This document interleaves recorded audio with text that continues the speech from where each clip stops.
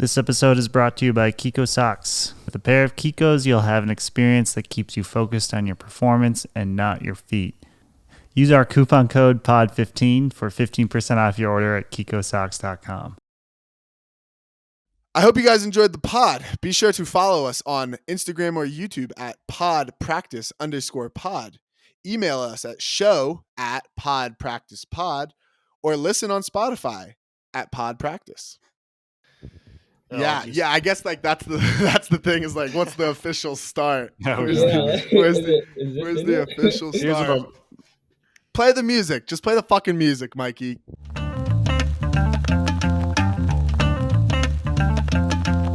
We have HAK, Hayden Austin Knab, joining us today. Hayden, thanks for joining us. How's it going? Good, yeah, doing good. Thanks for having me on. I was briefly mentioned this before, but I was kind of surprised that Seekins messaged me. I didn't in the world of Ultimate, you never know who knows who you are, and I've told people. I'm guessing that y'all heard from maybe someone from Buck. World, from Buck or Danny or Calvin, because at Worlds I was talking to them and I think the first thing I said was. I think I said it to Calvin. I was like, Calvin, when are you and Danny going on the podcast? You need to get them on. And he said, I don't know. I think I spent too much time with them already. But I was super excited that you messaged me because I've listened a lot. Thank you for listening. Yeah, Danny doesn't talk enough to be on a podcast, and Calvin, I don't know. Buck would be amazing though, honestly. Yeah, Buck would be a good. Once he does something worthwhile, you know. Wow. Okay. I think he had the biggest block of our season last year for Bravo. So yeah, I know, but that's the problem with Frisbee is we know that, but the thing Nobody is unless anyone watched the corner camera view pre-quarters game against Sockeye and watched that log on, they don't know, you know. I will say I watched that game, I think, a couple times, and I can't remember that play. But also, there you go. Yeah, but also I don't know if I knew him whenever I watched that, so I don't know if. Actually, this is a great time to shout out one of our loyal fans, Manny Eckert, because it was Buck D'ing Manny. Manny, if you're out there, get fucked. So Hayden, you were on the U24 Mixed team, right? So you were not teammates with Buck, but I'm sure you guys got to know each other a little bit at Worlds. Yeah, that's correct. Nice. I was on the mixed team, and we all three teams, the men's mixed and women's team, all stayed we stayed at a dorm on University of Nottingham's campus, so we all got to hang out, and we had dinner at the same time and all of our meals at the same time, and it was all just in the same dorm. So talked to him and your other Colorado boys, and hell yeah, got to know them that way. Cool. So pro champs, we're coming off a great weekend for Chain. Honestly, pretty good weekend for Bravo too. Low key. Super low key. We figured out a lot of stuff. Tell us a little bit about the weekend. Tell us about your opponents and how Chain is feeling, how you're feeling heading into the postseason. Yeah, it was a awesome weekend overall. I think I was telling a few people beforehand, I feel like this is a tournament that we can get last at, but also that we could win, just because at this level all the teams are so even, and it's just so game to game about who could win. And every game that we played and most teams played were within 3 points, and that we won 3 games on Universe and lost a game on Universe, and those 3 games we won on Universe we were pulling. So we had a great weekend where we made finals and went to Universe Point finals against a team that we played truck closer than any other team had all weekend. Mm-hmm. But say one of those Universe Points, I think 2 teams had it on their goal line. If they score, it's a completely different weekend for us. So I'm super excited for our team because it's good to get reps in those games and in the semis and finals, and it's super good for our confidence. And I do believe that we deserve to be there. But also, it's important to take it with a grain of salt because we could have easily been at the bottom if we lost to Bravo on Universe and didn't make brackets, The margins are thin, as we are very aware of. Yeah, but all in all, like it was a super fun weekend, and it seemed like that our team kept doing what it needed to do in like the right moments and the big moments, and like we would just go on these sweet runs and come back in games, and it was just cool to be part of. Yeah. And you had the game saving block in semis, I believe, right? Yep. Yep. And in finals, 6 assists and 3 goals. If you knew your own stat line, Wow. it's pretty nasty. Hell yeah. Wait, so the game saving block, were you playing offense or was it on a D line? It was on a D line. Okay. Yeah, so that was against Revolver. We pulled. So also the thing about this weekend is almost every game was an upwind downwind game, and it was Right. about who could just get that upwind break, and then like I forget how it works, but you need like I'm sure y'all know, you need like an upwind break and then another one to like flip it so that they have to do the same Totally. thing. Yeah. Yeah. But yeah, that Revolver game, and I think every game that we won, we were pulling downwind. So the teams that were trying to score had to fight upwind against our defense to win. So that game, we on Universe, I believe we got a block or they turned it. We had it on the goal line, and me and my college teammate Adam Miller, we had the disc in the red zone, and we just had a miscue, which is funny because Yeah, I trust myself with him like over anyone in he the kind red zone. of And pumps high yeah, and then I turns went back to offline you. Yeah, and he threw it and it hit the ground. I mean, I thought he was going to throw that inside, which is why I assumed you started moving upfield. Yeah, I don't know. Looking back, I should have stayed. Like I told him, Adam, man, I know I got to stay there, and you got to hit me, and we just got to go from there. But then they worked it up wind, and Calvin Brown got it like in a power position. He threw it in. I don't know if he didn't see me or what, but if like Calvin loves to throw cross field. Yeah, he threw across field, and it was just like low key right to me. And yeah, like dude is insane. He's like such a great player, and yeah, he's such a nice guy too. I really like Calvin, but yeah, that it felt like he just threw it right to me. And But thanks. so everyone was like, "Wow, Hayden, great saving, game saving block," and I was like, "Thanks." Thanks. Yeah, and then the play after that was just insane. Like that's one of the coolest ways you can win on Universe. That downwind huck. Yeah. Yeah. Maybe this question a little bit both for Quinn and you, Hayden, because both of you played the tournament. What did you guys think of the format? And it seems like a lot of teams are shaping into form. Like I think it's pretty clear that Full Strength Pony and Truck are kind of the top dogs. But there's a lot of teams in the mix. Quinn, maybe I'll start with you, and we'll toss it over back to Hayden on what did you guys think of the format first of all? I mean, everybody knows it's coming, but it fucking sucked, dude. It was awful. It was the worst. It was the worst tournament I've ever been at in terms of format. Like I had a great time, and Frisbee's awesome, but Jesus, man, we played 4 games on Saturday against like Hayden was saying, top level competition. So it's not like we had get any games off or any time off, basically. And I mean, even walking up to play you guys, Hayden, we're all just dead tired. And you guys are like having a good time, warming up, just came off a bye. I've only played 2 games, and we're like stumbling to the field on our 4th game. And it was such a slog. And like the heat and the wind, like the wind especially did not help. Like points were extended, upwind, downwind games. It was just super brutal. Players dropping like flies on just all dropping teams. like fly. We had like 19 dudes at the end, and it was like, oh my god. So the format was tough, but it's a great tournament. I mean, like you were saying, Hayden, it does feel like anybody can win at any time. And like we could have gotten last, we could have gotten first, and we ended up middle of the pack 5th, which I'm pretty happy with. But yeah, really excited for the postseason. Yeah, I would agree. Brutal. I think like all of the 3 games on Sunday and Monday, like I was like, I don't know how my like legs are gonna do it. and I feel like like these type of tournaments, like I just have to take like four 200 milligram ibuprofen and just be like constantly drinking like either Celsius or Red Bull just to like be able to like play.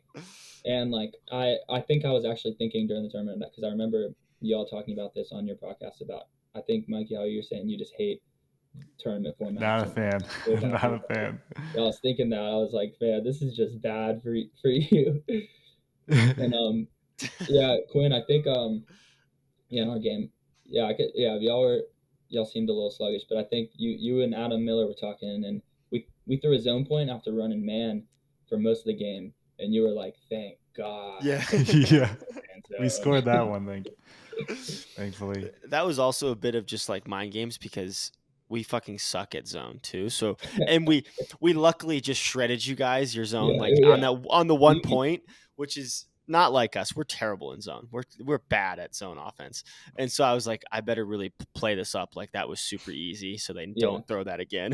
And you guys did throw it again. So, but it was a great point to rest on for sure. Yeah. And speaking of Adam Miller, I think we were up 12-9, and Atkin Arnstein, our little speedster, gets a layout block, and then I think he threw it. Yes. And then caught it, which happened to you guys at least 3 times over the weekend. And then I think he ended up scoring that one. Yep. Upwind. He either scored it or threw the assist off like his deep catch on it. Yeah, I can't remember for sure. But clutch, because I really felt like if we punch in 13-9, like, yeah, I think, although 12-9, honestly, I felt like we had it sealed and you guys clawed your way back. So hats off to you. Thanks. Yeah, no, that play was insane.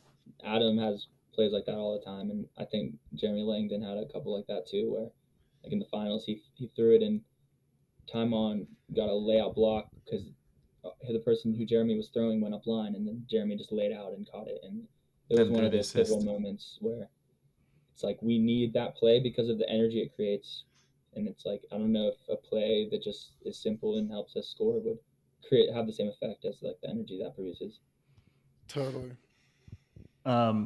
During finals, there's one point I think you had maybe thrown or scored like your 7th goal or assist at that point out of 9, and I think Evan said something like, "Do you think Hayden can have a similar game to Alex Atkins in finals and make a run to a title?"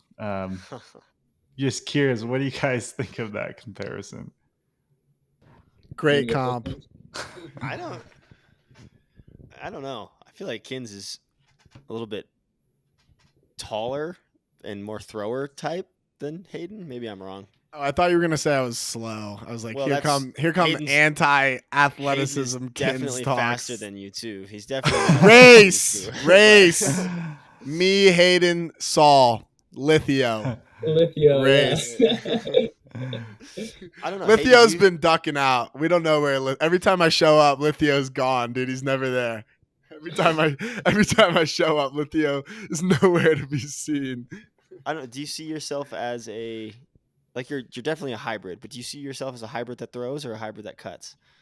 So I think it's completely dependent on the team I'm on. Like sure. That game I had, I was like, yeah, like I could see the Kins comparison, like kind of like start downfield, come back towards the disc, be in the handler set, then start at the 1 or like behind the disc in the red zone and like stay in the red zone.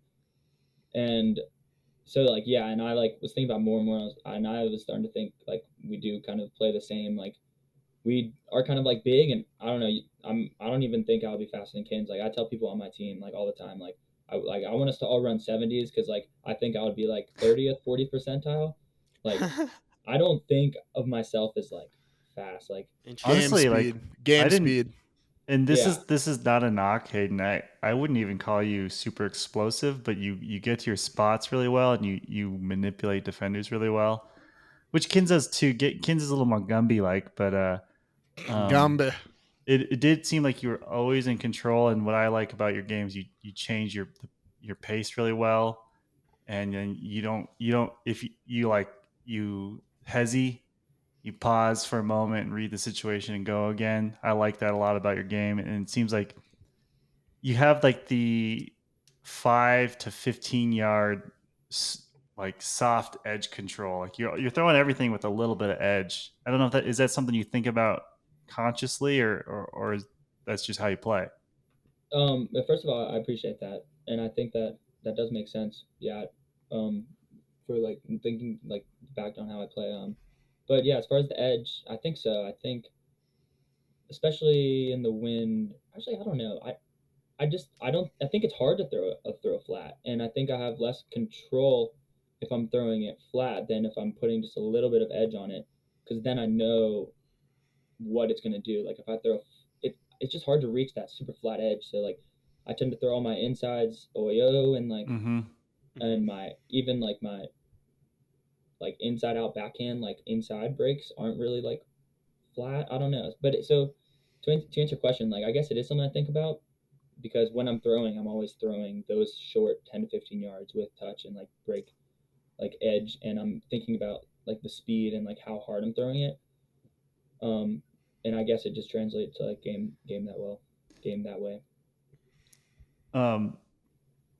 We've talked about like Nuts throwing form, for instance, and we've talked about how he throws with a lot of pace to get it there on time, so the next throw can go off.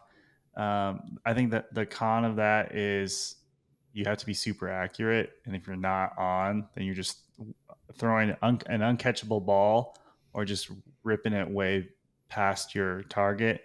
What I like about your style is it's always catchable, and even though like a lot of our guys have pretty good edge, but I shouldn't even say our guys, like throwers in general. But they don't like change planes. And another thing that if you watch for the listeners, if you watch Hayden throw, you go kind of your disc kind of goes from low to high, so it kind of sits in the wind and has time to settle in. Kins, you're the artist. You ever watch Hayden throw? No, I can't say I've watched like that closely. I'll be honest. I wanted to watch the game before this, but it's like I think it's behind. I fortunately had time to, so I just is it just up on ESPN? Yeah, you just watch it. But do you need ESPN Plus? Yeah, I think so. The final yeah, semis is on ultiworld. Yeah. But no, I thought it was funny because Nuts been on me trying to like get me to throw it a lot faster in a lot of situations, and I do think there's obviously a lot of situations where that's huge, like to a swing where the person is standing still. Mostly when the person is standing still, like is it's like useful because I also recently have been seeing Nut like at practice trying to throw like laser inside out flicks, and if you don't hit it, that's it. It's gone, and there's no chance for them to catch it. And it's like kind of silly, and it's like I don't know. It's just been kind of funny. Like I noticed we were doing a break park, Joe, the other day, and like the people who can, and we talked about it with Joe, but like when you have the skill to throw a disc like exactly like 15 to 20 yards, and it can be sitting in that range and floating, then you give your window is so much larger because the receiver running onto it like has so much time. And that's the same thing with a huck. Like if you can get the hut out in front but then sitting flat, then they have so much time. Like if you just have that pace on it, like you're making your window so small, and like it gets there a little quicker and it's harder to catch. So I mean, I think that comes from like I kind of want to ask you, Hayden, because I like knowing like how people got into ultimate, but like for me, just like growing up, like you can't throw the disc hard to little kids when I was also a little kid because no one's going to catch it. So like you just train yourself. But I mean, I honestly think like even when you're not playing with little kids, like people don't really love catching like ripped throws at them unless they're like standing still or something. So I think it's just a good habit to have, some catchable, nice throws. But Hayden, when did you start playing ultimate and how did you get into it? I started when I was 14. I was playing baseball. I was playing football like my whole life, and I love football, and I just love like catching, and like that was like my strong suit. And then I started playing baseball and just wasn't that fun. And when I was 14 in PE, some of the kids in the class were playing ultimate and just messing around, and I was like, all right, I'm just gonna do this. So I was on a travel baseball team that my family just paid like a lot of money for, and before we played any game, I quit. And went right to ultimate, which is like funny because ultimate's like cheap and not this level, but So yeah, I started playing when I was 14, and I was just the dude who would like run around and not really know what he was doing, but like catch things. And I didn't really like learn how to throw until like later in my career. So I was like, I don't know what like the case was for y'all, but throwing was something I developed like, and I think I really like fine tuned like not until like the 2 years off during the pandemic. Interesting. Just like by working by yourself, or did you have like someone with you?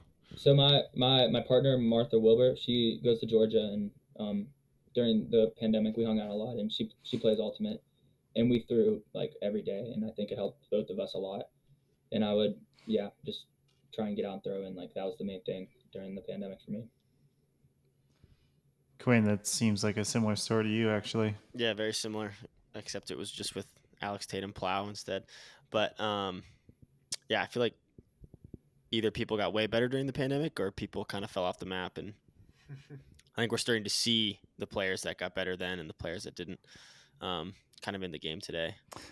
Yeah, speaking of Joe, I think he even mentioned when we had Joe on the pod that he felt like a lot of people he was way ahead of pre-pandemic kind of caught up to him post-pandemic. The ones who are working hard. Joe's slowing down, man. He's losing it. They lost to Dub, so must be. Oh boy. But like in consolation. I don't care. But I'm just saying Machine. Like I feel like Machine is not gonna be playing well in a backdoor second, third day Machine. Yeah, not gonna be good.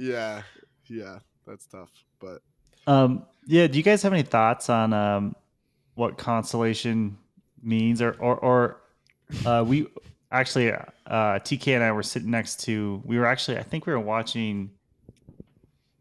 I'm trying to remember if it was one of the chain games. It was Truck versus it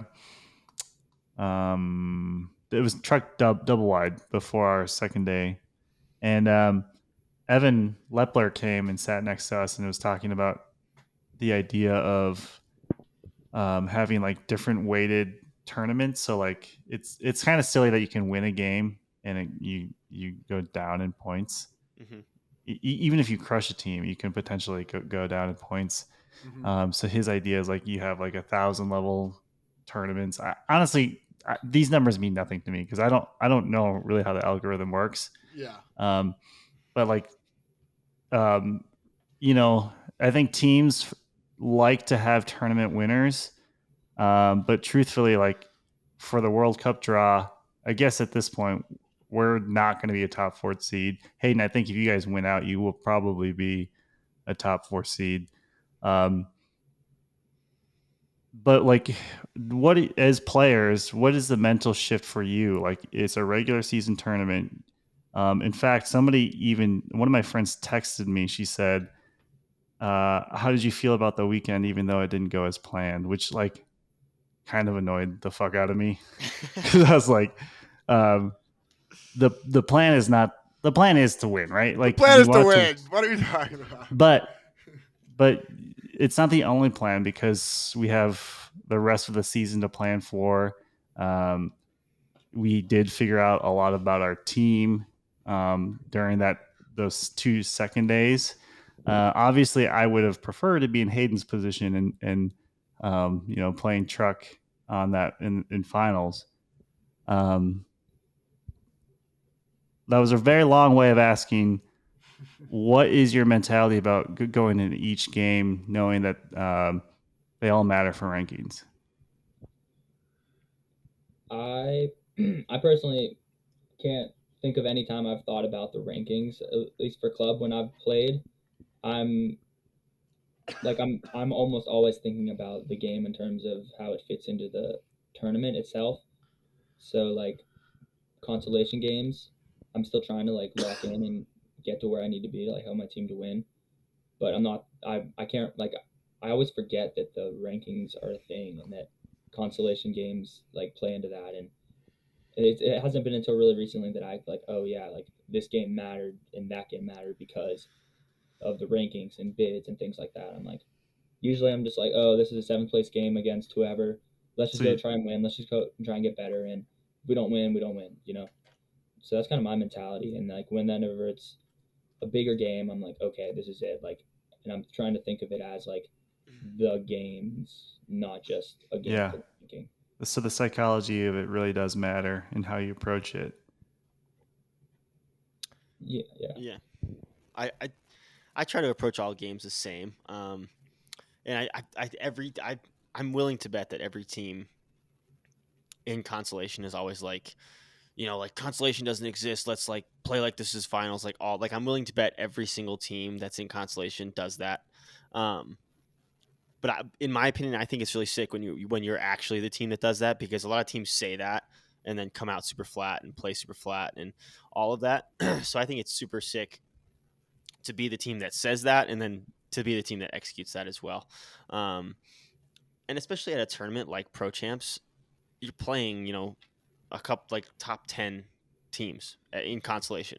So using those games to, like Hayden said, get better and grow as a team is I think super sick. Yeah. And I feel like once you get into the game, there's still the like competitive side of it where once I'm in a game against anyone, like you want to win. So just the fact that you're like, once you're in the game, it doesn't necessarily feel like, you don't want to win. But I do think there's a different level of pressure in it that's just because you're not playing for the same thing that you were playing for. Like I think I still want to beat the other team, but there's definitely less pressure because in a normal situation there's you want to beat the other team and you're like still also trying to win a tournament or do well in a tournament. That's why it was funny, Mikey, like how you started off, you're like Bravo with like a low-key, we had like a low-key good weekend, but like to anyone else, and then also in like most other sports, because there's no ranking like the way in like Ultimate does it, like if you just like look at it, it was like you went 1-3, we went 1-3 in pool play and didn't make like even like the bracket play, and that would be like really bad. But there is the feel to it of like, especially I think the rankings do play a big part in it, and like my dad was texting me about it, like like finishing off winning whatever, like was it like 4 games after that, after we got eliminated from winning the tournament, is really big for like those seedings in the rankings, even though less I guess this year because of the World Cup draw. Of the World Cup draw. But it also is really bit important in terms of just like the psychology of a team. Like I think if you don't, it's clearly way different. Like other people who are just taking it more at face value of like who won the tournament, who came in second, who came in third, like that kind of stuff, are like, oh, Bravo had a bad weekend. But like for the team itself, like once you leave, there is a way different feeling of whether or not if did you win all those games or did you lose? Because like winning, it always like, I think a lot of people, they like to focus on other things, but whenever you win, it feels good. Like beating, like as much as we're like, we're not going to focus on results and it's not what matters. Like there is a part of it that like is really hard to not feel better when you're winning. And so I think that's like a part of the consolation, in Ultimate is it does matter, especially for teams like ramping up. Like I guarantee you, like whoever Rhino, who is just like, imploding when they're like playing in consolation games, like is not going to be as maybe like fiery, or in sync their next practice. Whereas like perhaps a Bravo is going to be feeling a little better when we see each other next. I have so many thoughts that are splintering out, but I guess Hayden, I'll turn the question around on chain and thinking about the different mentalities, and honestly, I like all points of what all of you said, because it feeds into like different paths a team can take, and even like Keith Rayner, I logged into the ultiworld Discord yesterday, I think it was, and texted Quinn and Kinson how like annoying some of Keith's comments can be at times. Love you, Keith. But I think it was like the comment was somebody said something like Ring looked really good against Truck, and I could see this young Ring team being in the mix at the end. And then Keith says something like, replies to it directly and says, I think you would probably think differently if you saw their game against Bravo, which was a little bit of a dig at me. So that's probably kind of why it annoyed me. But what I truly dislike about that, like talking head perspective, is how it looks at every team as if they're a static entity and not really factoring in like the psychology of it, the conditions, like who's playing on the roster, what the team is potentially trying to get out of that game. And I think that was a big part in why we ended up winning last year, is because we were not static. We were not the favorites for sure. But turning the question to you, Hayden, Chain having a super strong weekend.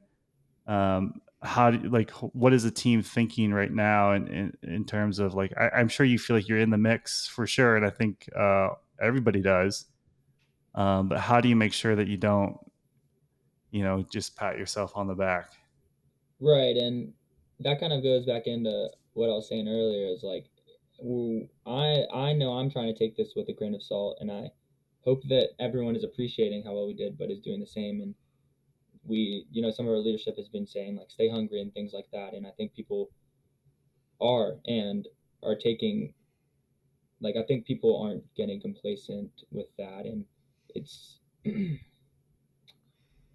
yeah, like, I don't know. I think it in part makes us like, I don't know, like, I really don't know how much it affects us. Like, if anything, I think it gives us confidence that we like can be there and do Yeah. it, and it gives us that, and like, but it doesn't. It's like in no means as like it felt like for me or anyone like, oh wow, like we did it, like we proved what we need to prove, and like I know that's not what you're asking, No, but I think that is actually, because I think we very much relate to that perspective. mm-hmm. And Like plus, you don't really know how everyone else is feeling. Like, you can speak for yourself, but there's could be different, right, factions. There's different. It makes people feel differently. People have different mindsets, And and I'm that's sure what's you haven't even difficult. had a practice yet since the tournament, since it's Wednesday.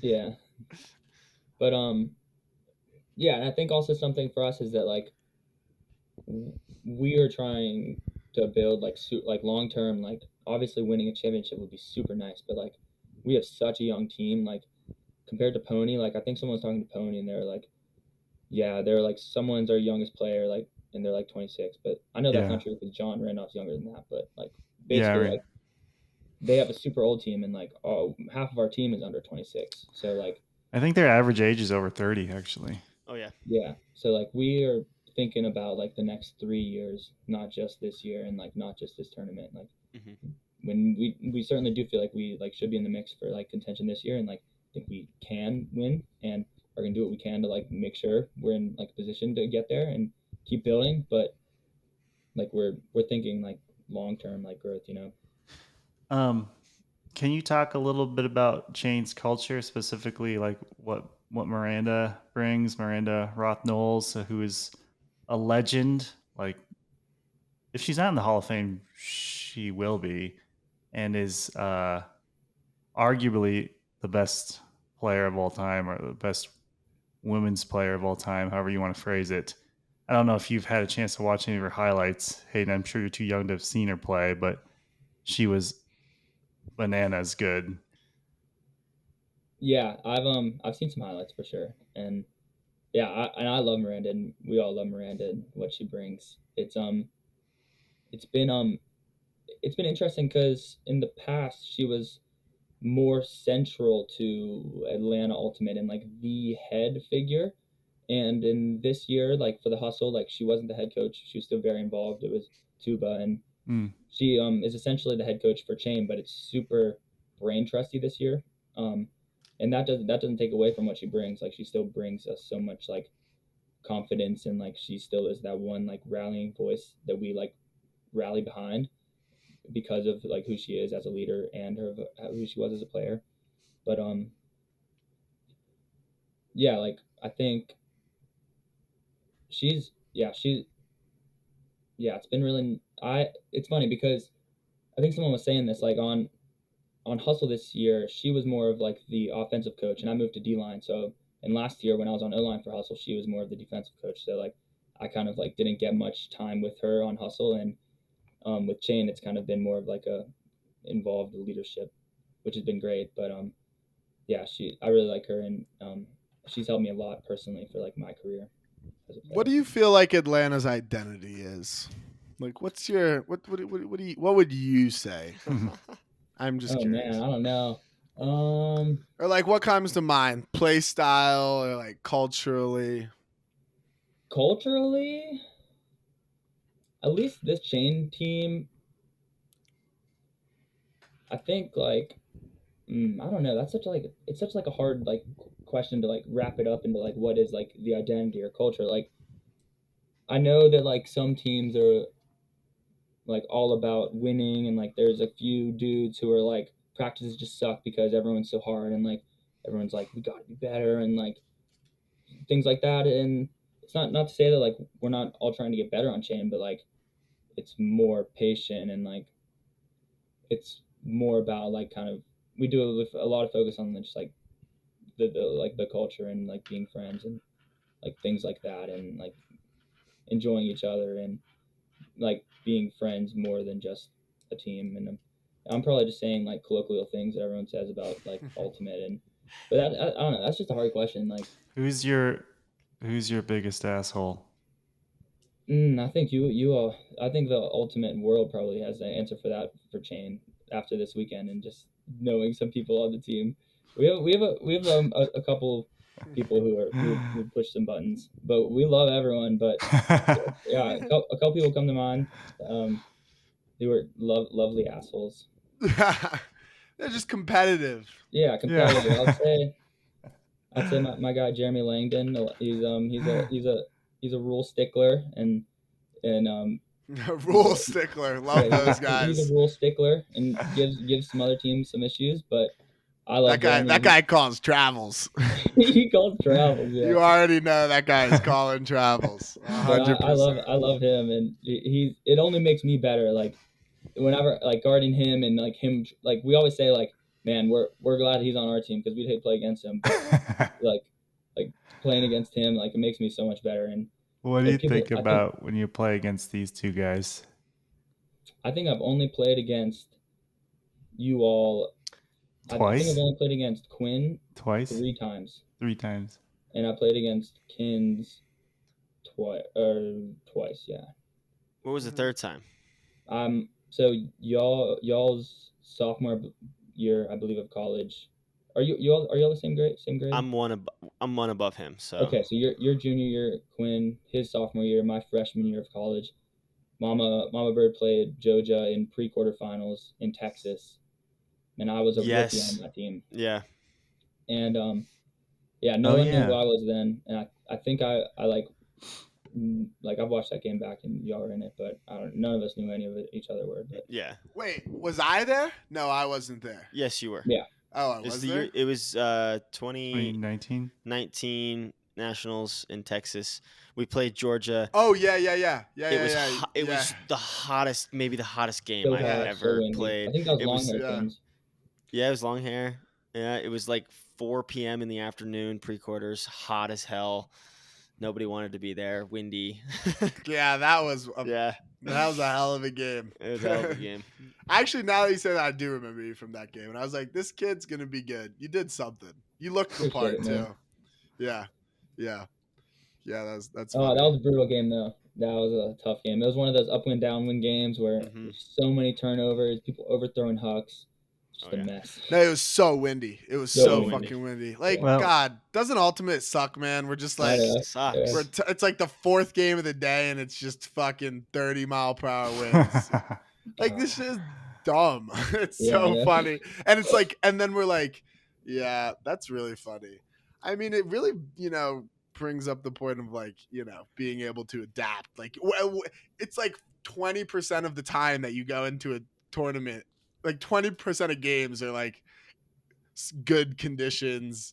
Like you're not super, it's like not your 3rd game of the day. Like it's never ideal. I mean, I feel like in sports it rarely is, but it's especially in Ultimate. Like you got to wonder, like, I don't know, but then like it seems still like the trucks and the ponies still do super well. So I don't know what it is that I guess for everyone else it's hard, but for those teams they're just better. Because you guys were like anyone can win, and it's like no, because truck wins like every regular season tournament except the one that pony won. We'll see who wins when it matters. Yeah, exactly. Yeah, we'll see. Yeah, we'll see. It's gonna be we'll see. truck pony finals. We'll see. Speaking of times we've played, so the brutal pre-quarters loss for Hayden, but then you got the revenge of the HAK 2021 Fall College Nationals. When you guys just totally fucked us. Just you fucked us. You screwed us. Yeah, fuck you. We had plans. We were going places. But that was kind of like the awakening of Jojah. You know, that was like a big year, big run, you know, for you guys, because that was like first college season nationals post COVID. Like you guys were clearly the big surprise, like coming out of the pandemic. Yeah, a lot of time and work went into that tournament. A lot. Like it felt like we had 2 seasons before that of just build, but we weren't playing anyone else. And it was super rewarding. That was the most rewarding experience I've had in Ultimate. I'm trying to remember exactly. We were up maybe 11-9 late, and you guys ran zone, and we just stared at your zone, couldn't figure it out for some reason. And Hayden threw the huck on Uni. On Universe. And it was like we put Jarv over to guard that deep cutter y'all had, and it was like and he just, Jarv like baited him. Yeah. It was like the first time Jarv had guarded him all game, and he baits him deep on Uni, and Hayden's just like, well, this is my favorite receiver to throw it too deep, so I'm certainly fucking throwing it, and I don't know who you are, Jarv, so this is going up for sure. I don't even remember if Jarv challenged it. Nope. Did y'all know that was Universe? Because I didn't know that was Universe. I think I knew. I knew. So that's like, it's a funny story. I didn't know that was Universe. Yeah, it's hilarious, dude. For me, it's funny, and for us, it's funny. But for me, it's funny because I didn't know it was Universe, and I tell everyone, like, I'm not throwing that if it's not Universe. Yeah, that's another interesting psychology. So I got on the break side, and I think it would have been a turn if Saeed didn't tip it. I threw it, and I know it was going to come out way more IO and floaty, kind of like this, but he tipped it, and it flattened it out, and it kind of comes oil, and just is like a line drive. Yeah, that's insane. I did not know it was tipped like that. I guess maybe I. Oh yeah, that's nuts. And then there's like in the video, you can see me like kind of like look around, and then like do like a flex and like scream, and that's when I found out it was Universe. I didn't know. I thought it was like, all right, next point. Classic look around and then flex scream. Yeah. That's funny. Yeah, and then that you guys had a nice run to finals, and you that pitted us against the dreaded Darksiders. Dreaded Darksiders in quarters. Who was just on a fucking mission. Yeah. Those guys.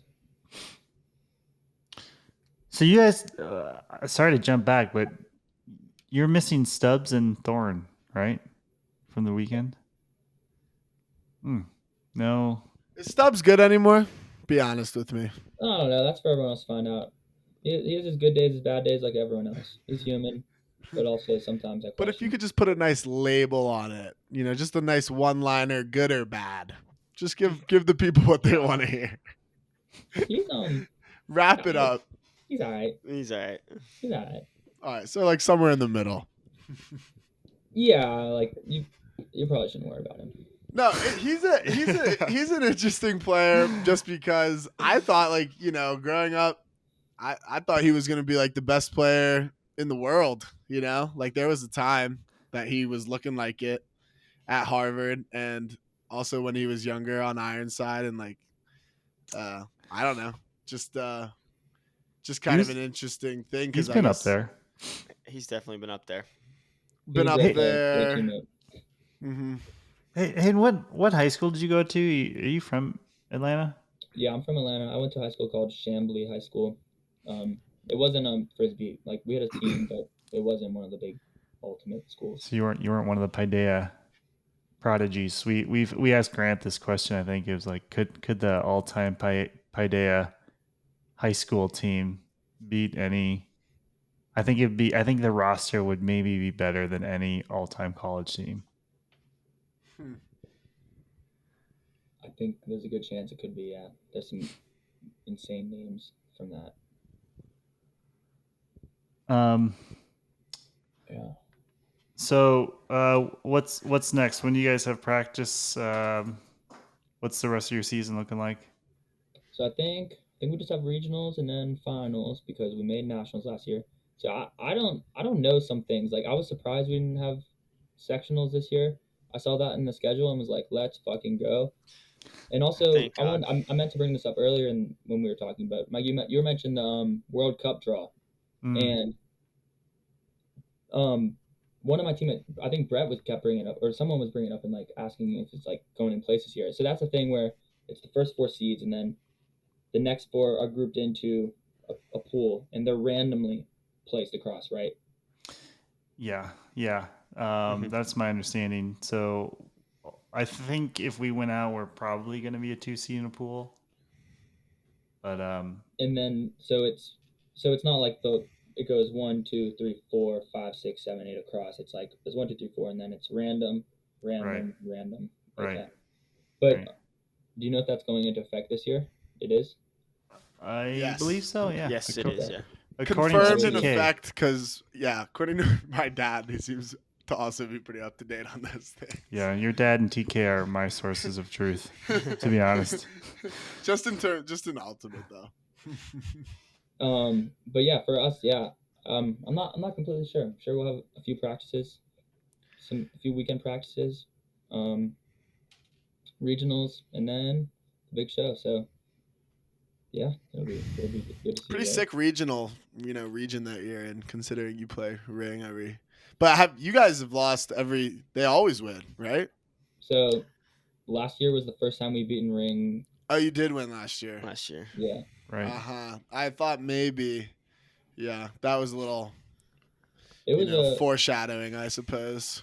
It was a weird game because they were up like I think 12-10, and then there was like an hour rain delay or an hour storm delay, and then we came back out and the energy was just different, and we kind of got the momentum and won. But yeah, I don't think we'd beaten ring before that for I don't know years. I don't know the number, but for years. This weekend was the first time I've ever beaten ring in my entire career too. So yeah. Tell me a little bit about the ring chain rivalry, because anytime I watched the regional final from last year, I've seen a couple other ones. It always seems like it's mean, like it's a mean game, which is sick. And just tell me a little bit about that rivalry.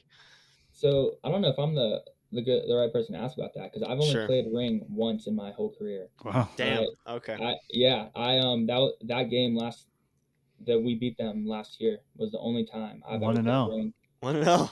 So I'm 1-0. Yeah, but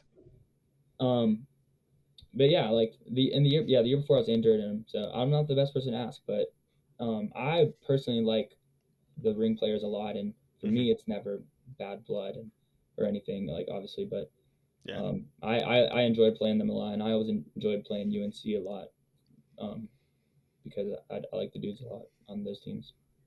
Okay, what about the Austin Soul then? Because that also seemed mean. Yeah. Give me something good. I try and talk about Jake Radak. I like Jake. We've talked a few times, and I like him, and I wasn't a part of that feud, and like I wasn't really a part of any of that beef that seemed like that was going on between some of our like D-line players and their O-line players. I guess it was just getting physical, and I didn't even really know it was happening. Like it seemed like any other game to me. It was just like intense, and then I saw that he got suspended, and I was like, "What? Like what?" I saw that video, and my first thought was like, "Oh, what did our player do?" You had another clutch block that game, right? That was that overtime or to force overtime? I can't remember. Yeah, I'm pretty sure it was in overtime.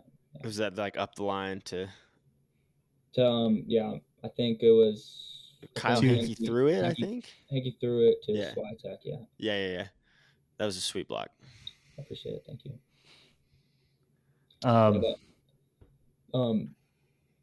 playing the Soul was interesting because at least that game was interesting because I was on Noah Chambers the whole game, and the way that the Soul run their offense is they really only want to run it through like 5 dudes, and I think Noah is a good player, great player, and like I would just guard him and they would just not throw to him and he would just be clearing a lot more, and so I just really wasn't doing shit the whole game. And this happened earlier in the season. I was talking to someone and I was like, all right, let me get Switek. Let me guard him. I'm so fresh. Everyone's like, because the way he plays, he just runs and runs and runs. Yeah. And I don't know who was on him. I think we had a few people on him, but like I could just tell everyone was tired. And I was like, all right, I'm on him. And it was the play I got that block. I'm pretty sure it was like a rollout, so I wasn't even matched up on him. But then I ended up on him, and I was like, all right, let's go. And then that throw went up, and I got it. So it was pretty sweet. But the end result. What do you like more, ADL or club? What do you like playing more? Club, definitely. Yeah. Why? I don't like the ref aspect of ADL. I don't like the bigger field. I think I'm better in small spaces. I think those are the 2 main reasons. Like there's a lot of good pros to ADL, and I will keep playing the ADL. I think it's a lot of fun, but I like club. I think just that like the bond you have with your team on a club team is just like so different, and going to tournaments is so much fun. And like I personally don't really hate tournaments. Like I know they're brutal, but they're also so much fun. And like if I'm going to play ultimate, like I want to get like my rhythm and like my groove, like playing like a few games. Like totally. I feel like one game sometimes isn't enough to like for me to totally. Like, be nice if they could do it like a like a long tournament. We could take like a week or 2, play like 5 games over that span of time. Like how long does like the U.S. Open go for tennis? Like that shit probably takes like 2 weeks, a month. So are you talking about the ADL or club? I don't even care. Fuck it, either one. Just like that would be cool if we could take a lot of time, go to a location. Kind of unrealistic probably right now, but I feel like that's the ideal because I agree. Like it's fun playing a bunch of games. Like tournaments, you play a bunch of games, you see everyone. Like they're fucking awesome. Like they're just like probably the most fun I have. Like over the course of a weekend, like what's more fun than like going to a fields with like 1,000 other people in your community and just like fucking seeing people you haven't seen in years, like that kind of shit. Like that's awesome. I love that, but it is tough on the body. Very tough. Yeah, for sure. Well, I mean that's kind of what Worlds is like. It was a week-long training camp, and then the tournament was a week, and it was like 3 days we had 2 games, and then 4 days we just had 1 game, and ours were at 8 a.m. So it was like mentally draining, but like physically, like very doable. Mm-hmm. What stands out to you about that experience at Worlds? What's on the mind for that? I think like what I learned and like got from playing with the U.S. like coaches and players, like to be honest, like everyone we played, like it was like coming back, I was like, wow, this is like a lot faster and like way harder than what I was just doing. Like the play and like the games, like the matchups I have is like it doesn't compare to like the US skill. So I would say the biggest takeaway was like learning from like my coaches and like my teammates and like the training camp especially. Just like so cool, and like playing with everyone on a team who's just like comes from being one of like the best players on their team, and like just like the timing and like spacing and like how everyone like cuts and clears together is just so different. Like even on like the teams I'm on where everyone's like the best in the city, like it doesn't that like spacing and like offensive like motion doesn't compare. Like the defense is there, but like that was one thing I noticed that I like really appreciated and like really liked. And nobody really had trouble adapting to being more of a role player? No, not really. Like I think it's also interesting. It's like it's different in mixed too. Like because we talked so much about just like creating opportunities for everyone, and especially like women matching players, and like we want it to be like a mixed team, not just like a good team. So like we were always talking about how we could like make it so everyone felt like they were being like a important part of the team, and I think that was kind of evident in how we played, and yeah, and I think that was really cool that was such like an emphasis, and we did so well at that. Did you have a preference between mixed and men's before going into it? I did not know. I was happy with either. yeah, I didn't. Who stands out as the most memorable? Your favorite teammates?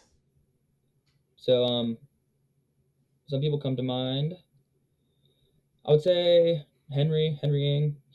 Everyone knows he's like an insanely talented player, but He's a he was beast. a really good teammate, and I thought a lot of the things he said brought it and he just plays to for his team, and he's really humble, and he just wow, I was I want to be and play and have the mentality of this dude right here. Philly vibes. What'd you say?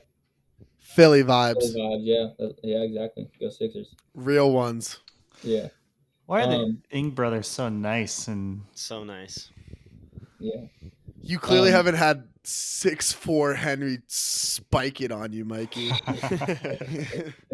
Yeah, it's body so you.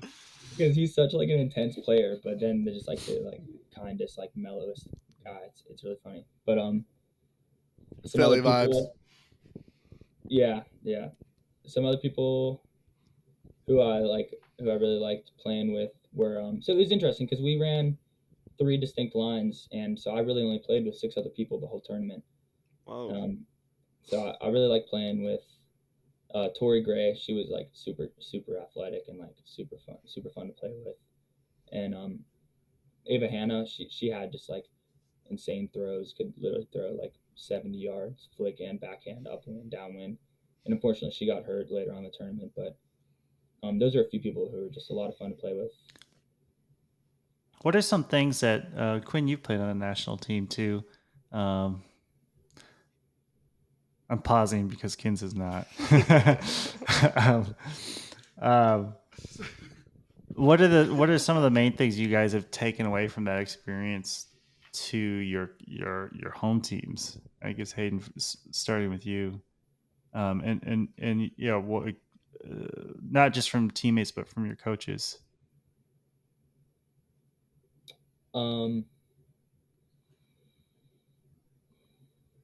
I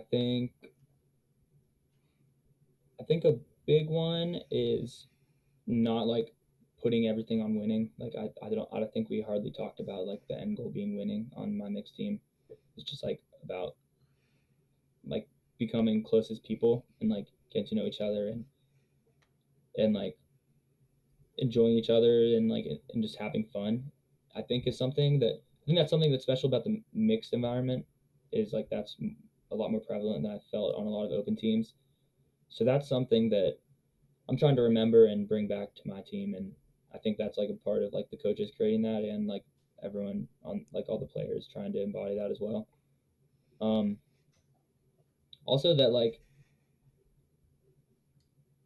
everyone a lot of people have come from very different ultimate backgrounds, and Mm-hmm. I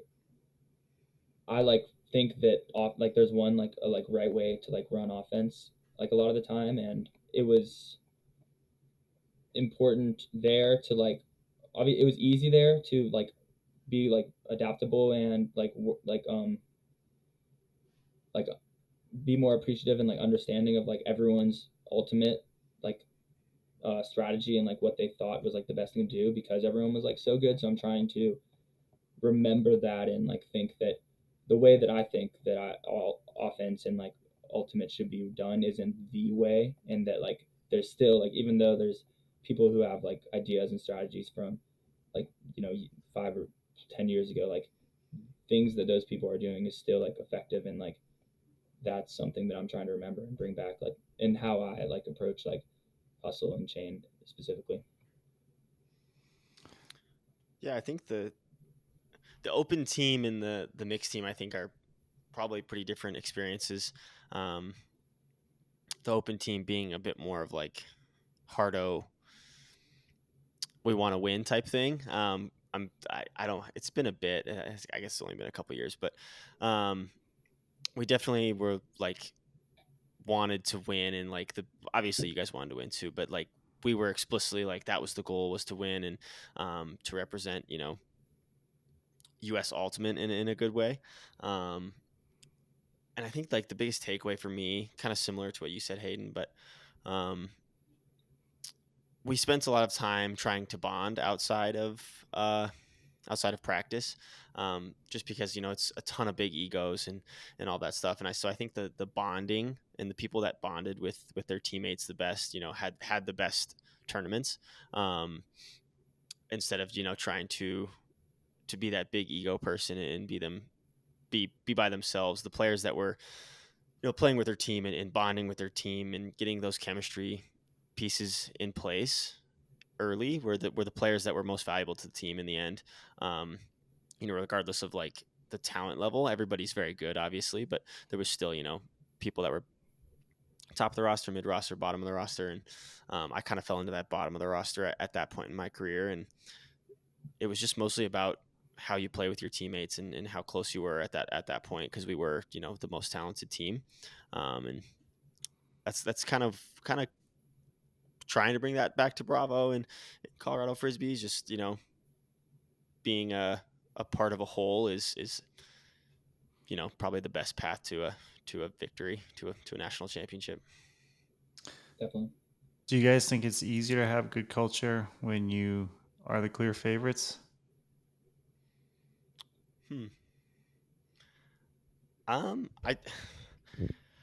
Yes. I don't know though, because expectation, I think, can splinter teams. If teams are, let's look at Rhino right now. Before the season, a lot was expected of them, like a ton, with all their new people and how good they were last year, adding all those pieces.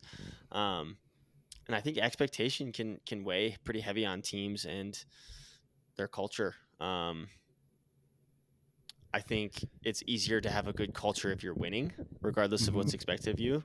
But I don't know if, I don't know. And do you have a perspective? Yeah, like I think that expectations and like coming off of if your team coming off of a championship, like that's a pretty high expectation to like repeat, and I think you can easily just put as much pressure on yourself. So I wouldn't necessarily say it's like the best winning teams are having the best culture. Like I look at the Empire and Pony, and like sometimes it doesn't look like they're having fun, like they're winning and like doing super good, and like obviously they're competing and like the best of the sport, but like sometimes it doesn't look like they're like enjoying themselves, which is like I don't know. They probably are, and they're probably having a great time, but New York especially has that East Coast edge. Yeah. That their fun might be different than our kind of fun. Well, and it's like secondhand fun. Like you don't have to be like smile. Like I don't think like the greatest athletes are like necessarily like smiling the whole time while they're competing. But then like yeah, like Michael Jordan was probably having a lot of fun beating the shit out of people. I think you sit back after the deed is done and you're like, yeah, like that was pretty cool. Like maybe, I don't know. It also depends on like what you value at that point, and like what you want to accomplish and like how you define success, all those types of things. But yeah, I don't think you necessarily have to be looking, like you're having fun the whole time. Hey, would you ever, play mixed now that you did that? Like, would you ever go into the mixed division? For sure. Yeah. I want to play with my partner, Martha, at mixed at some point. She played for like an Athens mixed team, Murmur, a few years ago, and I didn't make chain my first year out of college, and I played for like the chain like feed-in team, and it's one of like my biggest regrets. Like I should have. Hold on a sec. Yeah, like let's pause there for a second. Wait. So you're telling me you're player of the year, ultiworld player of the year, and you didn't make chain? No, yeah, this was my freshman year. Like freshman year. Freshman year of college. Right. Oh. You said after college, and so no. We thought you meant like, sorry, what are they doing? I meant after sure. my freshman year of college. Sorry, my bad. Yeah. I Makes sense. I mean, still potentially lacking a little vision, but I don't know. I don't have to. I don't know who you were. I regret not playing Murmur with her, and I certainly want to play mixed, with her especially in the future. Do you see yourself in Atlanta for the foreseeable future? Or like what are your plans? No idea. I signed a lease for a year, and that's all I know. We got some pretty cool mountains. Yeah, Colorado's out here. sick, dude. Yeah, I've thought about it. I've thought about it for sure. Come on, Dude. just come visit. Come on. Yeah, but if he's coming, he's playing like Love Tractor. No. or Shame. No, I would love to play Bravo. Hell yeah! All right, Cool. Hayden Baum. Hayden's Hayden playing Baum. Mixed, but also playing Bravo. He's playing Bravo. Suck Who it, knows? Shane. Maybe, I don't know. I could be in Atlanta for 1 year. I could be for 5, for 10. It doesn't sound like it, dude. Doesn't sound like it. Doesn't seem like you got anything lined up. People just tend to gravitate here. How old are you, Hayden? You're a 99 or a 2000? 2000. I'm 23. 2000. Okay, cool. Yeah, we could all play together. We got time. We got time. On some team or another. Yeah. Yeah, that's a fun. It's always fun. Always fun to think about. Yeah. What about y'all? Would y'all ever play Mixed in like the near future or far future? Definitely not the near future. Honestly, I'd probably play disc golf before I played Mixed. Like, I think if I was going to like transfer over, I'm just really competitive. I love competition. I played Mixed YCCs, and I agree with you. I think there's just different. The focuses in the Mixed division, I think, are different. I also think, I think typically the better players tend to gravitate to the single gender divisions, and therefore they're more competitive in like a play style. And I that appeals to me. Like I want to be playing against the best teams, the best players, that type of thing. And so I really like that. And yeah, probably once I'm like my days in open are done, I'll probably start, disc golfing a lot more. Yeah. Yeah, I don't think I could do Mixed. Fun fact, I did play for Shame for a couple of years when I was in high school. But I don't think I could do it. I think I'll probably play club until you suck. Till they want to have the conversation where they don't want me to try out anymore, and then God, that's gonna be so bad in like 10 years. Yeah, in 10 years. Quinn, don't do that to people.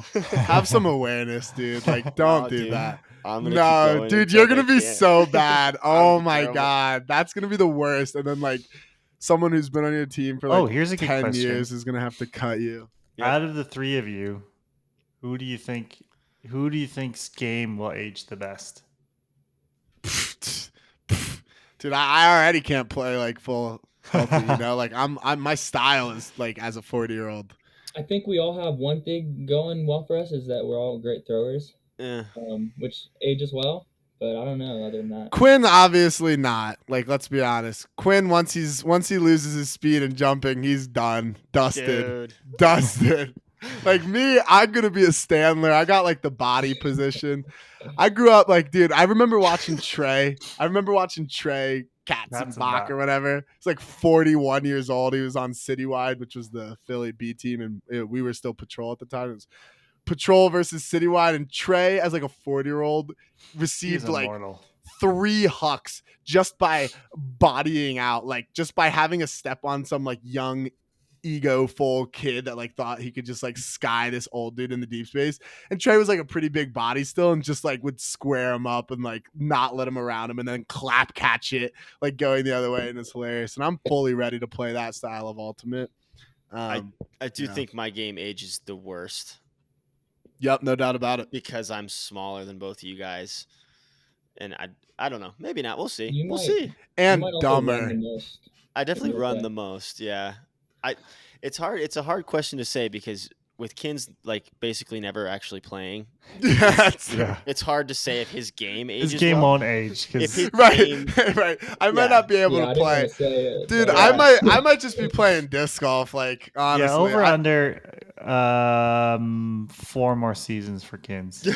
So I guess Hayden. I guess the answer here is Hayden. No, I don't know, man. I played disc golf. I played tags here. Played the local league at Fairview yesterday. Got tied for 3rd. Feeling pretty good. Got the 10 tag. Feeling like I'm going to try to win Colorado States next year. Okay. Oh, yeah. Let's talk about another aging superstar thrower. Stubbs. Standler type nowadays. Still has the best upwind throws probably in the game. Who, the pick? The big old pickle. Dude, the pickle looks bad, man. I'm watching the games, and the pickle is too. This pickle is too big, man. It's like I will say, I think it's funny. Like, I guess Ian was talking about a lot at championship weekend because Brian was there, so we were hanging out a lot. And Brian's still Hey, coaching New in York. case it's not clear, we are talking about Jimmy. Okay, that's what I thought. Who we That's do what I love, thought. by the way. You Jimmy's didn't one of know. my good That's friends. what I thought, but I didn't want to be like, oh yeah, Jimmy Mickle. Y'all were like, what? No. That could be a hot take that. Yeah, But it's big I enough. was like, oh yeah, the we were pickle. talking Yeah, about okay, this at good. championship weekend, and someone, we'd keep bringing up the fact that Jimmy hasn't looked great, a lot of turnovers, and like it definitely, like, he still has that explosive shimmy, but like that's about it. I'd say, like, he'll still give you like a big shimba, but God, kind of a liability post turnover. Like, I would say he's looking a little too large for my ideal like ultimate player type. And like Brian Jones would just keep going, Jimmy has a tendency to like overcorrect come nationals. And I just like don't know if that's the mindset really that I would be having as a coach, because I get it's Jimmy. Yeah. Like, it's an interesting question. Like, I think the world's team, just no age limit, like WUGC is coming up. And like, I know it's Jimmy. So like the tendency is to be like, yeah, Jimmy for sure on that team. Like, no doubt about it. But like, is that a given for sure? Because I actually don't know the way, like the things I've been watching, I guess. Yeah. I mean, Jimmy played great against us when we played Pony. He was like, their first like 4 or 5 scores was just like a dime beauty huck to someone, and it was not easy throws. So who knows? I don't want to bet against him. He's too good. Right. It's like that whole thing. He's too good. He's been too good. Yeah. He doesn't look great in the regular season, but like, I think people were saying the same shit last year, and then he had a great nationals. Yeah. Like, he and really. like maybe You never know. athleticism is just overhyped in ultimate. Like, maybe the throwers, like those quarterbacks, Especially in the wind, yeah. Especially in the wind, right? We're talking about the wind. It's like, fuck it. It doesn't even matter if you can move. Like, you just at a certain point, he can just like run and get that like 1 yard dish, because there's no way like you're taking a charge on the big pick. In our game against them at Pro Champs, somebody took an injury. It was they were on off. They had the ball. Somebody took an injury on their team. This is when Saeed got his head. Oh, really? Yeah, he went out with a head injury. And then they put Jimmy in, but somebody was yelling from the sideline, "No, I don't want Jimmy. I want Sam." But Jimmy's already on the field holding the disc. And then he rips like a 70-yard upwind backhand for a score. And it was like, well, good thing it was Jimmy. And then they kind of ran away with the game after that. Yeah, and that was it. Yeah. How's Saeed doing? Is he gonna be all right with his head? Yeah, he ended up being okay. He sat out the next day, but ended up playing Monday and looked pretty he's good. fine. He's fine. He's a an big boy. ogre. Yeah. He's a big boy. I don't think I saw the bid, but I was in the car when someone was watching that game, and they're like, "Ooh, why did he bid for that or something?" Well, he misread the fuck out of it. I was watching it, and it's just like, it's just classic Sod, man. Classic Sod. Jimmy, arguably the best player of all time. Yeah. Historically, it's definitely hard to bet against him. It's an interesting dilemma though, because that team is so skilled that they probably don't need him to win to beat any team in the world. They don't need any one player. That's not no knock against him though. If you guys were making the world's team this year, would you take Jimmy? No, I wouldn't. No knock against him. I wouldn't. No knock against the pick. You can't say that. That just doesn't make sense. Well, it does make sense though. I mean, the guy is incredible. In my opinion, he's the best player of all time. I just no disrespect. Like, I just don't think it's his time anymore. Well, I mean, they played it less than a year ago, right? That tournament. That's true. Or maybe it was about a year ago. What? The World Games. Oh, right. Yeah. You know who I do think is legit though? Maybe best player. I think Kocher's the best player. Dude, I think he's the best player in the world. Yeah. I think so. Definitely fair. Currently. I think if I had to pick, he's the best. He like always is making plays too. Just like his speed and just like everything is, and his like attitude. Like I feel sneaky good break thrower too. Doesn't have the hucks all the time, but sneaky good break thrower. He'll hit some really tight break throws. And I'm like, wow. He's kind of like Spicer, where he'll just step around you, and like, you know, one of the things I'll be working on with Calvin is just pivot. At least please just pivot. just pivot. Just pivot. Good luck. Good luck. That's so funny. Yeah. But speaking of Kocher, so this will be a good question for Hayden. But two players that Quinn has modeled his game after are more power cutter types. Like, well, Grant is arguably, he does both power cutting and he runs a lot. I think Cassidy was a power cutter. Oh yeah. I think you could benefit from cutting more like Kocher or good old Denny. Yeah, just fucking run your guy into the ground. Yeah, instead I just try to power through him all the time, which is fun. Yeah. Yeah, that's one thing about Kocher is that he's not like super crafty with how he gets open. He's just like fast. Like he's just gonna beat you to the open side, which is respectable. Hayden, do you have any role models that you looked up to growing up? I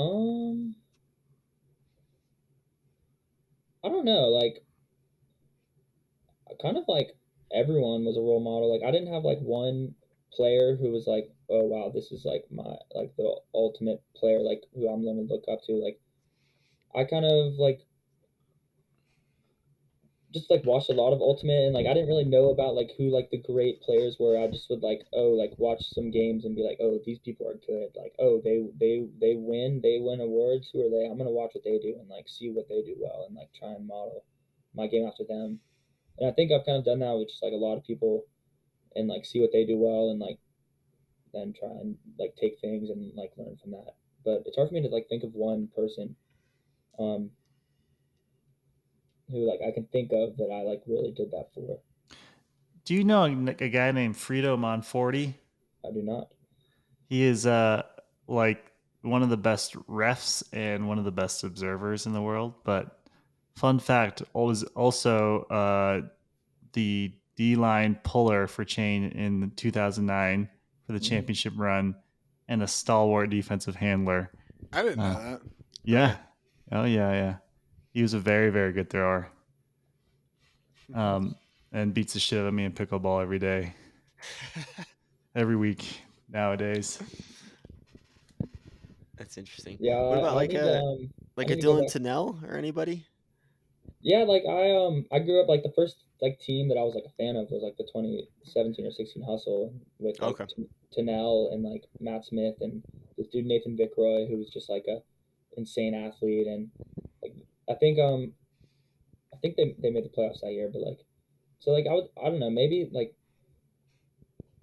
Frisbee like idols or like people who I was like, wow, these people are great. Like for me, were like Tennell and Matt Smith, and it's funny because I'm like teammates with Matt now. But yeah, like I need to go back and watch some like old chain footage and like find my roots. What do you think makes you good as a player, Hayden? Like, what are your strengths? Dude, I don't know, man. I think I'm really good at a lot of like I'm good at a lot of things and not like insanely good at one thing. So like I can kind of like do a lot of different things and kind of like what my team needs. I think I'm just like a good competitor who like I feel like I can like step back in a game and like think about the bigger picture of like, okay, what aren't we doing? How do I need to do that so we can win? Yeah, I don't know. Like, my game changed so much. Like I used to be just someone who would like only cut deep and try and like moss people, but now like it's the best part, man. I was gonna say that's the most fun thing to do. I have a follow up question for y'all if I can remember, but yeah, like I don't know, like I don't know what my best part like. I used like and it changes so much. Like I thought I was like, wow, like I think I'm a really good hooker, and that's probably my best. But then like this whole summer, like my comes hucks, and goes, you know, comes and goes, man, and like my hucks have been like so hit or miss, and like keep shooting. I'm almost like keep them going, man. Keep them up. Throw more. Throw more. I have that Kins shooter mindset, man. I'm almost to the point of like, all right, I'm just gonna let everyone else, and if it's open, I'll throw it. But play disc golf. That'll help your hucks. Get some disc golf in. I have a follow-up question kind of related to this. So I'm in a similar situation to you. Like last year, I was mostly like pretty much purely a cutter last year. And now this year I'm like behind the ball more, handling more. And the biggest challenge I've found with like the different play styles isn't the actual playing. It's the mindset that I bring into different games to like, balance this game. Like, I need to be a cutter, or this game I need to be a handler, or this game I need to be a hybrid that throws or a hybrid that cuts, something like that. So do you find the mindset of game to game, tournament to tournament to be a challenge in your shoes? Because that's what I find to be the biggest challenge, is like that mindset switch. Yeah, I do. And it's been hard this summer, especially because my whole career, or like leading up to this, I hadn't been on D-line since I was like 16. In this summer, I played D-line for Hustle and a lot of D for Worlds, and I've been moving around a lot on chain. So like this summer especially, yeah, I've struggled with that, and like what my identity is as a player, and everyone just keeps telling me like, oh, you're just a toolbox, like you can just play anywhere, and like we'll just put you everywhere, and like you'll help out. But like I've struggled with that personally, like because it's hard for me to like think about what I need to do, and like it's hard for me to judge how well I'm doing if I'm doing this for one point, or then this, or then that for another point. Watching you play as a coach, from a coach's perspective, having players like you are very like that. I get the sense of relief because you're never centered to. Rarely are you the initiator. It seems like I don't see you get the first pass after the centering pass.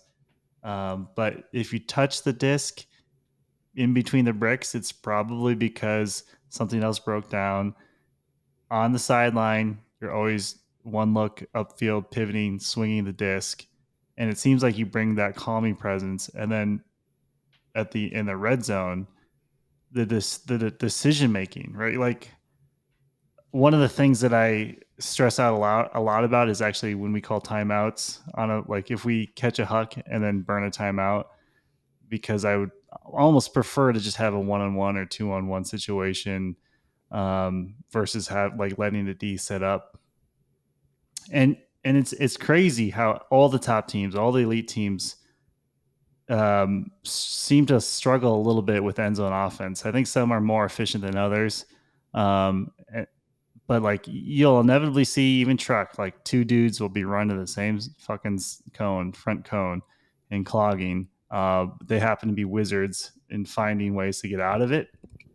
But what I do notice is with you is it does seem like when you catch the ball, you are making the good read progressions, and then when you let the ball go, I think this is actually something that Kins, you guys do similarly. It doesn't look exactly the same, but you get to a threatening position and sort of square to the disc, and then make the defender choose, and then usually punish them immediately afterwards. We're cerebral. We're cerebral players. I appreciate that. Yeah, I think I'm not as physically gifted as like some people are. I'm not as an ultimate, so I think I just have to like work really hard, and like like trying to like think about those little things helps me a lot.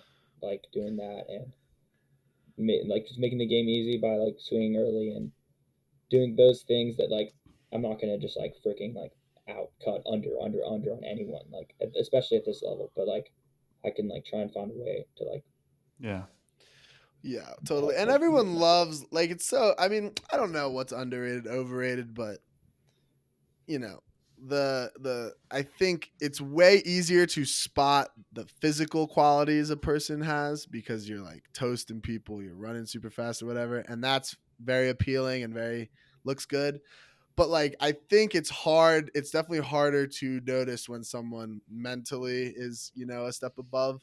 And it's probably a little more underrated and maybe it's just because I live with Saeed, who loves like physical specimens and like doesn't think like mental like awareness has anything to do with sports.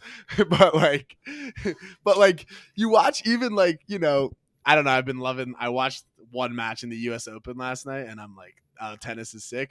But like fucking Joker is like 35. So clearly he does not have the athleticism of these other people, but it's like he understands these little things, and it's like the accumulation of understanding and doing those little things better is that really can separate like the top athletes. And of course you get like your LeBrons who like pair the incredible intelligence with a ridiculous physical attributes, but those are very like few and far between. Like usually it's like, people are super athletic and they don't focus on the mental side of things enough probably, or they're, really heady and don't really get the physical awareness. And it's just interesting to me because I think it's probably not, it takes a way more trained eye to sense who has the IQ of a game, and they're little things typically too. Like it's not like a big play in the air. It's not like a huge block. It's usually like these smaller things like looking off the sideline. And that's why it's so hard to quantify like the impact that people like this have on a team, because when you're doing just a bunch of these little things right, they really don't stand out. You may not even see them on like stat sheets, but it's like hugely important to a team's success if you have the people that are doing these small things right, like looking off the sideline quickly, like the progressions, like those types of things. And I think a lot of that is on offense as well, because I think defense, you can have a little more leeway to be like, well, that's not true, because I think a lot of the great defenders are probably really smart as well. So it's just you have to work a little bit more as a team when you're on offense, typically, unless you're playing like some chain zone. But yeah, I'm more of a heady guy, I like those mental athletes. I'm a fan of those types of players. Yeah, I'm definitely more of like a offensive minded, and I think like I think about like the defense, and there's always something they're giving up, and like if an offense can work together to like get to where they're giving up, like it's easy, and like I think I recognize those a lot better than a lot of people, so I can try and do those things, and then the offense becomes easy, and I don't need to do the hard things better than people. I can just do the easy things while people are doing hard things. Yeah, we need more of those people here, man. You probably should just come out here, and because like, dude, fuck it. Like we need more super teams, like New York.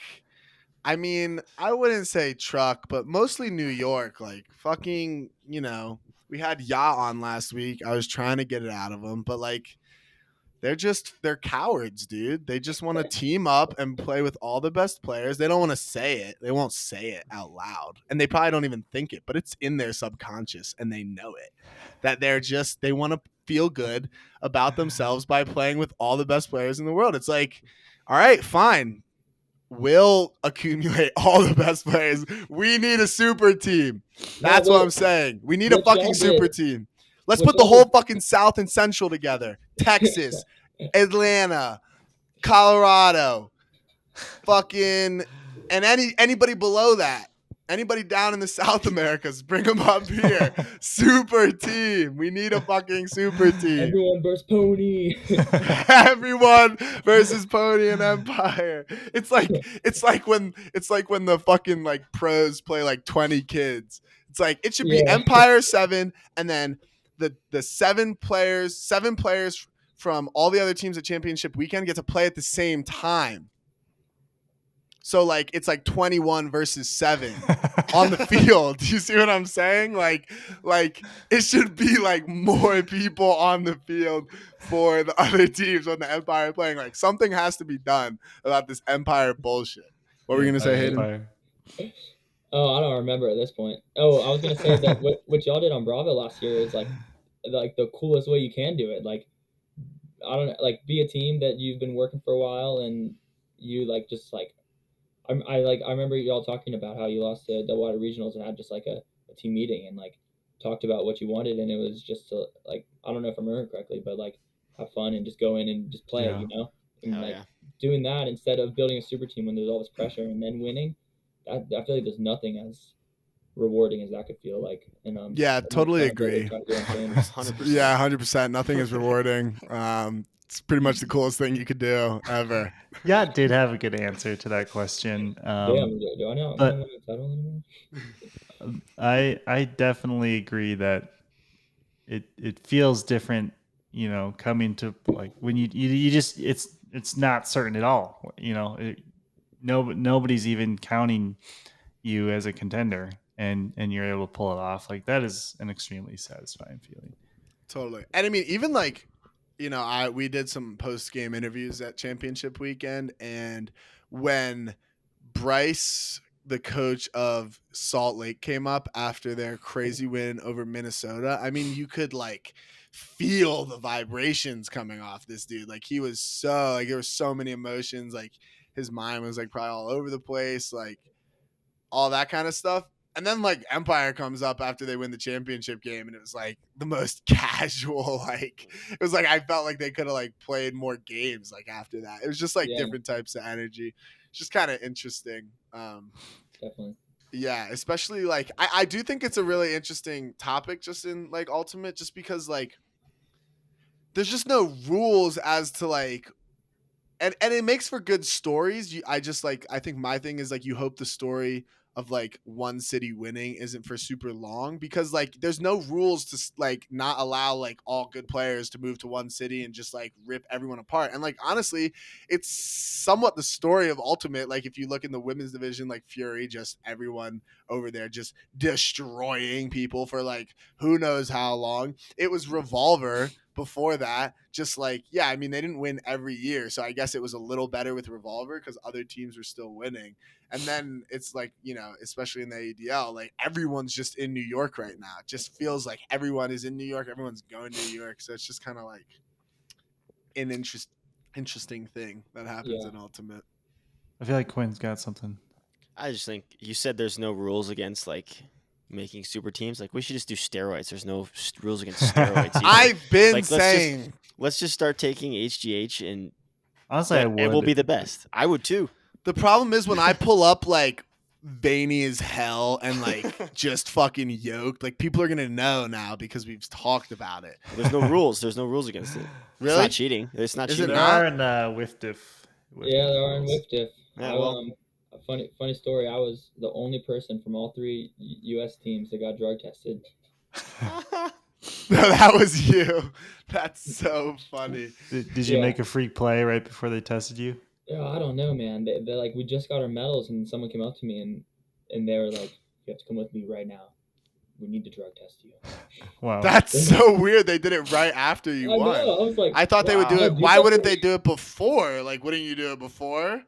Like, wouldn't you want to know if they were cheating like before, not after everyone's won? It seems like kind of like pointless. Like everyone, it's over. Like, what are we gonna do now? You had like a whole week to drug test you. Yeah, it was like a damper on my parade. I was so happy, and then I felt guilty the rest of the day. I was like, did I do something wrong? That doesn't make. Did you pass? I hope. I know no one's told me anything, so I would take it as a compliment, Hayden. Yeah, you played so well that they drug tested you. It's like those jokes whenever like someone does anything well now on social media, they get, or like in like the NFL, they get like that letter that like they're getting tested. Yeah. I mean, I'm down. I think steroids would be cool. I think I need that new shit that like won't come up on like WIFT. I mean, clearly like. Honestly, if they test me after, though, if I can get one world championship in, roid up, like they take your medal away, though. You don't need it to win a world. You can't take my medal away. You can take the physical medal, but we won, baby. Like this, you can't take that away from me. You never can take that feeling win at away all from costs. Imagine like I already get pretty like emotional while I play. Like if I was on roids, like holy moly, dude! We don't need to see this. That would be so sick. I would be like the most unstoppable force in human existence. I was watching this funny clip on Instagram of like Brian Cushing or some linebacker in the NFL who like there's like this sick clip of him like calling out the running back. He's like, one more blue, and it's like just a blocking thing, and he just like throws him into the like thing that the running back is supposed to be blocking, and he's like talking all this shit. I'm like, oh, that's pretty cool. And I check all the comments, and they're all like, he was so fucking jacked up on steroids. Yeah, he was. And you can tell it in the video. It's a good video though, but he's like the guy who would like bang his helmet on his head, you know, in football and like make himself bleed, like that kind of vibe, which maybe Ultimate needs, you know. I don't know. Moral of the story: steroids, HGH. We're doing More of the story. If you have any of that stuff that like, especially if it's good stuff that won't like really come up on tests, like, you know. Oh my god. Okay. Instagram pod. I think we practice. need to stop you, but we need to cut you off. Instagram at pod practice, emailing us. It's in the intro, but just it's just like for a quote and whatnot. Like I just want a quote. Sweet. So, any closing thoughts for Hayden before we wish him luck and a good night? Do you have any questions for us? I always like doing the reversal. I don't know if I'll think of some questions, but I do think that I've actually played Kins one more time than we think. Yeah, at Smokey. Yeah, we played. Smokey. Yes, Smokey too. I forgot about that. But also, Jojah was sleeping that game, by the way. Sleeping the whole tournament. I was gonna ask you about that because that was at that tournament. I don't know what's up with the water in Knoxville, but we hate that tournament. I think we made it a Jojah thing. We're never going back. But no, I was thinking about when you played Forge in 2016, right? Like men's, like boys? No, mixed. Mixed, yeah. Yeah, I was on Atlanta Flatline mixed, and I think I looked at the schedule and I saw Philly Forge, and I think I looked at it not too long ago, and you were on it, and I was like, damn, I played him way back in the day. 2016. I don't know. That's so long ago. Yeah. Because I could have. We gotta find out. Look, like you can just like, if anybody's watching it, not viewing, you can see Mikey go into like hunter killer mode on the internet and you played something up. You played Mixed Forge 2015 and 16 Kins.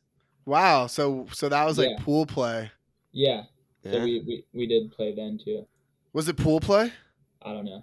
I have no recollection of that game. I only remember getting beat by DC. Yeah. That's the only thing. That's the only thing I remember as well.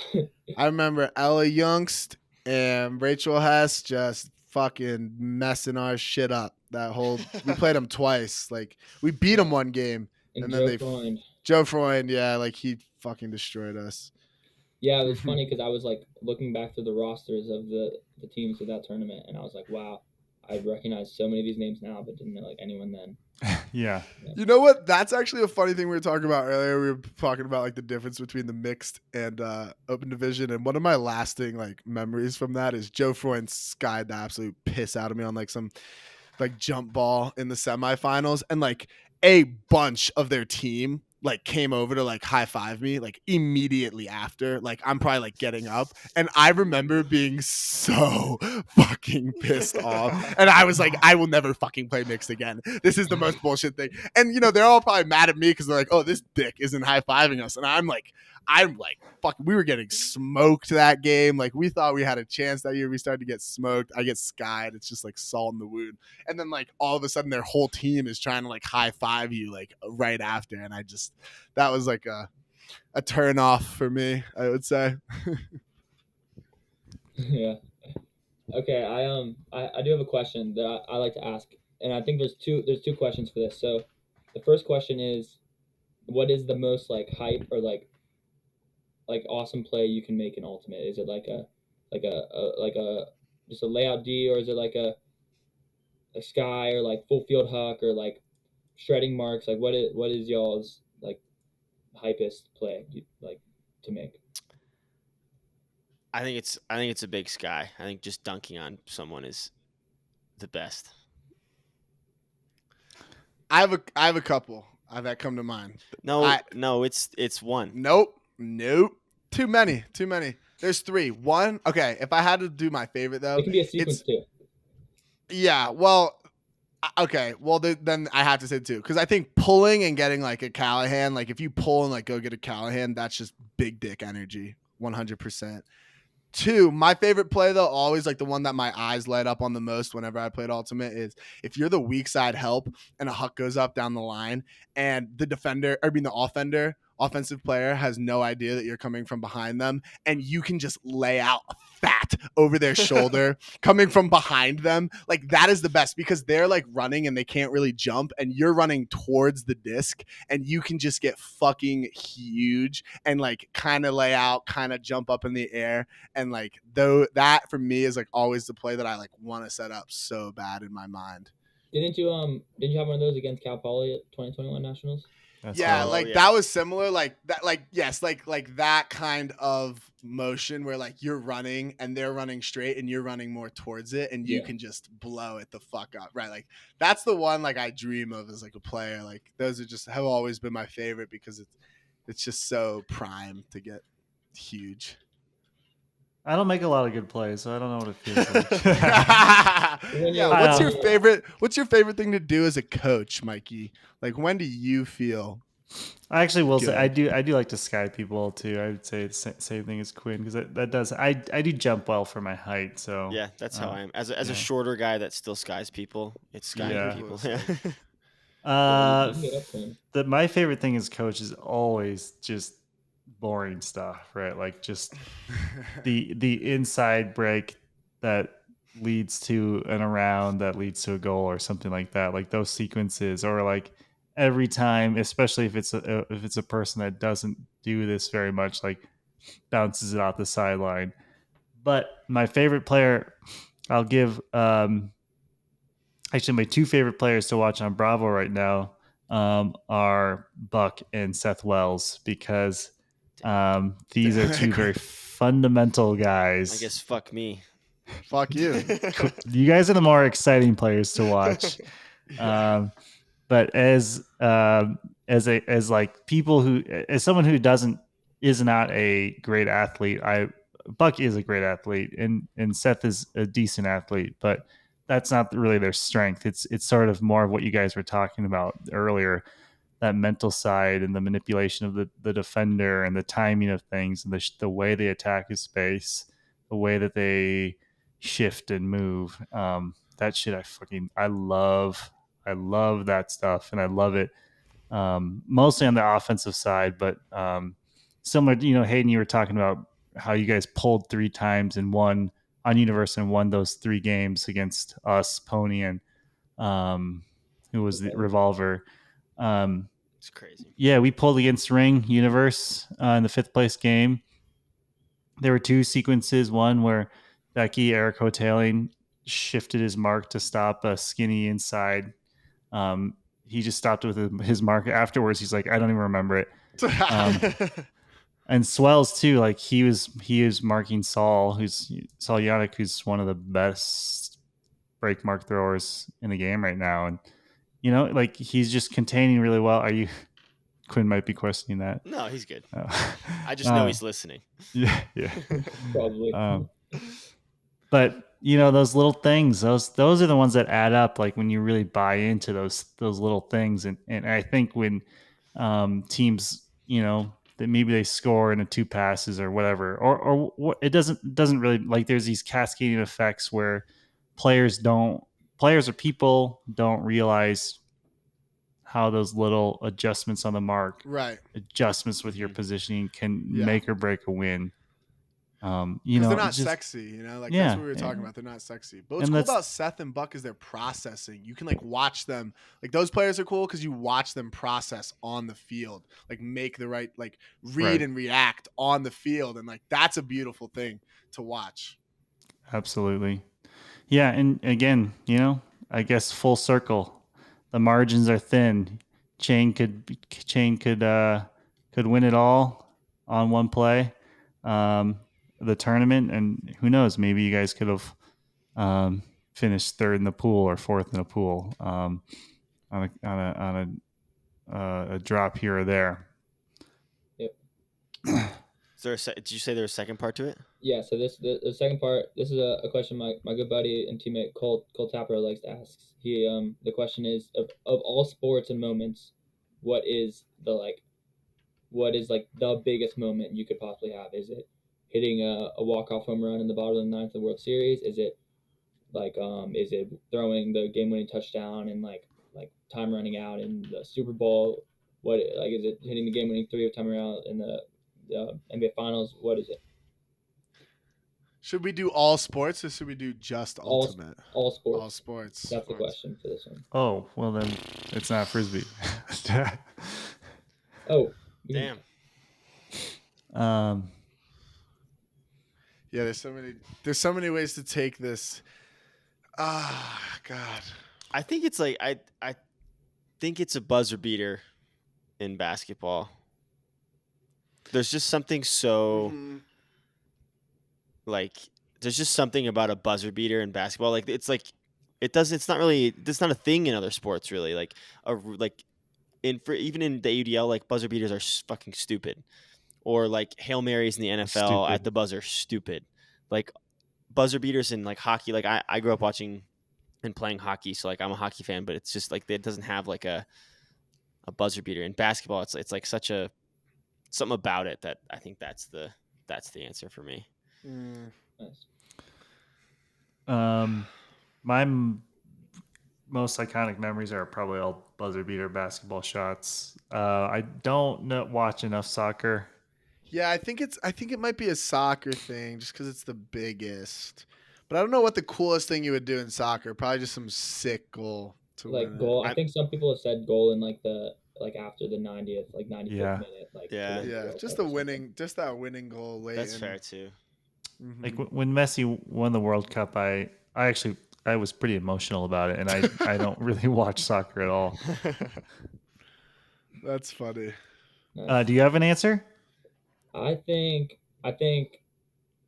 something like where it's just like you versus your opponent, and it's like maybe. I like this answer. So like baseball, maybe like you're pitching, and it's like you've pitched a perfect game, and you're like finishing a perfect game, and you like strike out to win a perfect game in Game 7 of the World Series, or like you're the batter who's hitting the walk-off grand slam to win the World Series, like something where it's like literally all the pressure is on you, and it comes down to that one moment, right? And it's like you could either have the biggest moment of your life or like one of the biggest failures, like maybe of your life, and then you like do the huge moment. I think that would probably be it for me. I will say one of the first things that come to my mind is when James Conrad hit the shot at Worlds about a year ago in disc golf when it was 200.